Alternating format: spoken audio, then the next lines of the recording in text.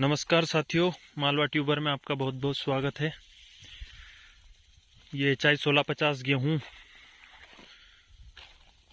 Crown root development हो चुका है। इसका 18 दिन की अवस्था में ये अब पानी पहली पिलाई छोड़ने का समय आ गया, इसमें पिलाने का समय आ चुका है। तो आज थोड़ा खाद का काम चल रहा है, खाद वाद उड़ा के यूरिया, और उसके साथ ही कल इसमें पानी चालू करेंगे। HI 1650 गेहूं की ये वैरायटी है, देख सकते हैं आप पूरे प्लॉट में। और उधर सामने अपने रियावन सिल्वर लहसुन में फुहारे चल रहे हैं अपने। HI जो 1650 गेहूं है, ये अपन ने पिछले साल भी लगाया था। अच्छा इसका उत्पादन आया था, 15 से 16 कुंटल पर बीघा। और इस बार भी अपन ने यही लगाया है सबसे ज़्यादा। और पानी जो मावठा गिरा था उसमें अपन सब सूखे में लगाते हैं, लेकिन इस बार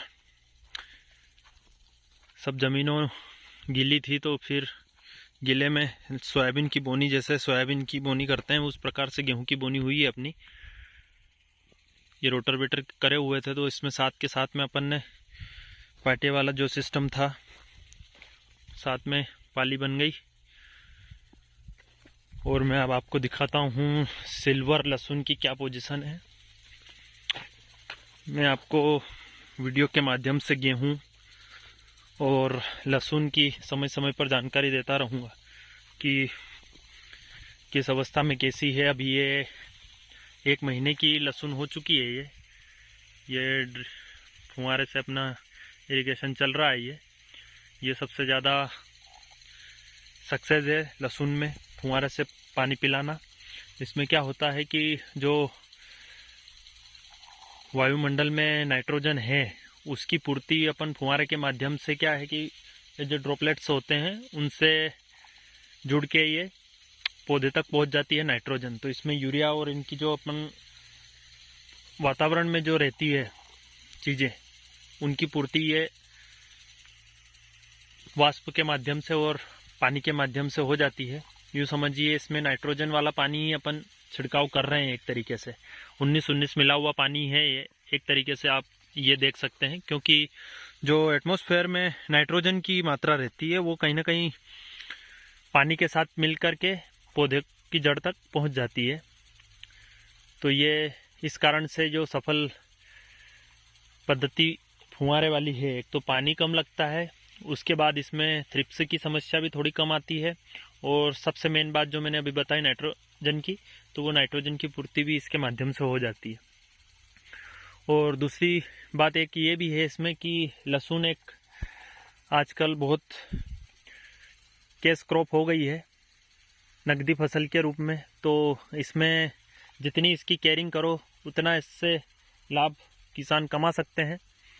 और इसमें अगर ध्यान अपन 8 दिन या 15 दिन ना दें तो ये फसल में नुकसान भी बहुत ज़्यादा होता है। 1 लाख रुपए बीघे का तो इसका खर्च हो जाता है, ज़मीन और लागत और ये सब कुछ जोड़े। तो इस हिसाब से इसमें बहुत थोड़ा सा केयरिंग वाली फसल है ये।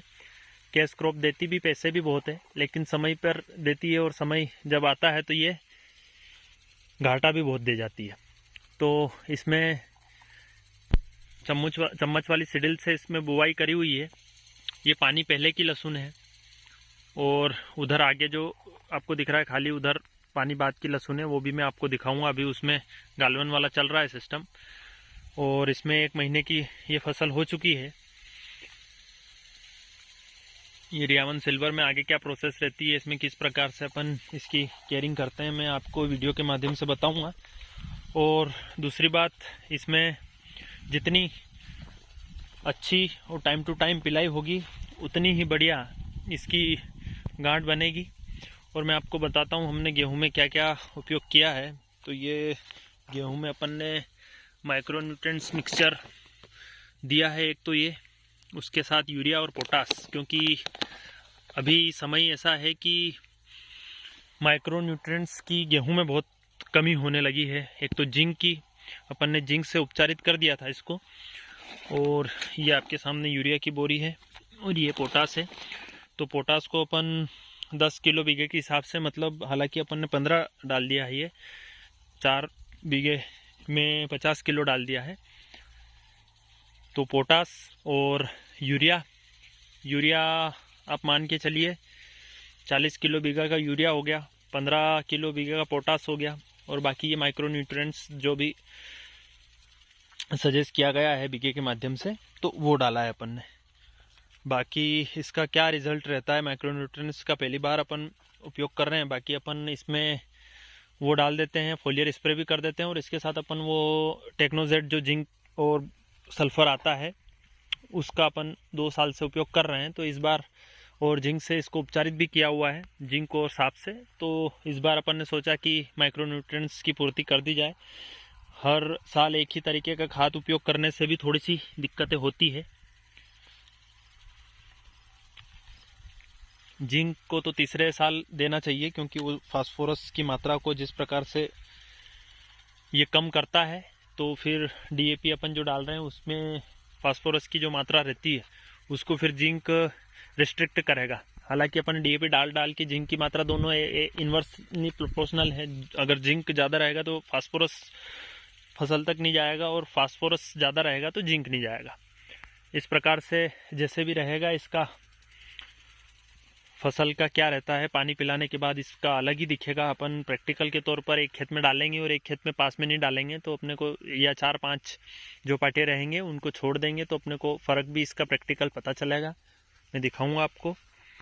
ठीक है साथियों, कृषि से जुड़ी हुई जानकारी, गेहूँ, सोयाबीन, लहसुन और इन सब से जुड़ी हुई जानकारी, मैं खुद एक किसान हूँ, खेती करता हूँ, तो उसी प्रकार से जो मैं कर रहा हूँ वही आपको वीडियो के माध्यम से दिखाऊंगा।